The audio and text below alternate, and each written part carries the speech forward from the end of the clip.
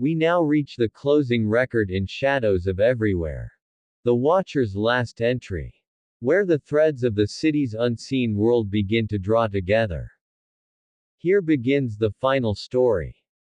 Story 7, The Bell in the Fog. For if the trumpet give an uncertain sound, who shall prepare himself to the battle? 1 Corinthians chapter 14 verse 8. Prologue, The Watcher's Note. There are nights when everywhere vanishes beneath its own breath, the streets swallowed in fog so thick it erases even sound.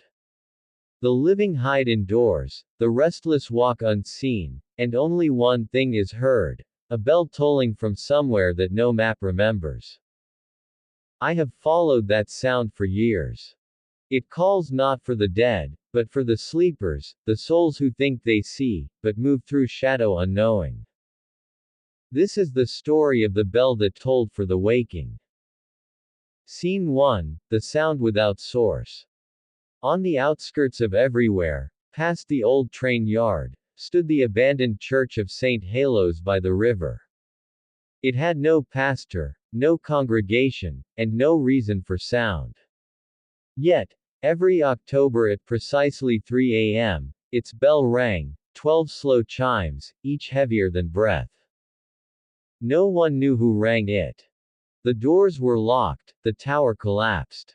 But those who heard it said the air changed after, some grew sleepless, others repentant. Some vanished altogether. When the fog rolled in, the bell rolled with it. Scene 2, The Reporter. Marcus Hale, a journalist known for exposing myths, decided the story would make good headlines. Ghost Bell of Everywhere. Armed with a recorder and a cynical grin, he entered the fog one Friday night. The air grew dense, and his flashlight caught only gray. Then, faintly, the sound came, a single, drawn-out toll that seemed to echo from both far and near. He followed it until he reached the churchyard, where the gate hung open though rust sealed it shut the day before. Inside, the fog glowed faintly like moonlight caught in breath. Marcus pressed record and said, "If there's a ghost here, make yourself known." A voice replied, not through air but inside him, "I am no ghost. I am the warning before the dawn." Scene 3, The Bell Tower. He entered the sanctuary, pews overturned, hymnals mold-bitten. The fog inside shimmered, and as it moved, he saw faint outlines, people, kneeling, whispering prayers without lips. The bell tolled again, but now it carried words within it, a message, rhythm hidden in resonance, "Wake up, everywhere." He stumbled toward the broken tower. The rope swung slowly on its own. When he touched it, images flooded his mind, faces of those who had heard the bell before him, each standing at a crossroads of repentance and pride. Then he saw his own reflection in the cracked altar glass, his eyes hollow, his faith long dead. "Who rings the bell?" he whispered. The fog replied, "Those who have been warned, and still choose silence." Scene 4, The Unseen Congregation. The next morning, Marcus was found outside the church by the river patrol, soaked, trembling, clutching his recorder. He claimed he had witnessed the fog speaking, but when they played the tape, all they heard was 12 slow chimes and his own voice whispering at the end, "Forgive us. We did not listen." The city dismissed it as delusion, another urban myth.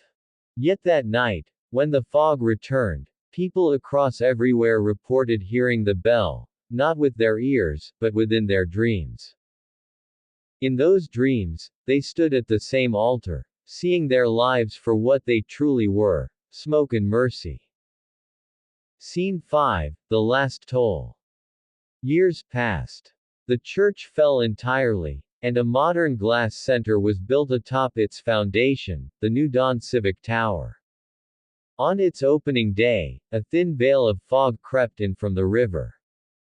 At 3 a.m., the city cameras recorded a strange vibration through the airwaves, 12 chimes, perfectly spaced.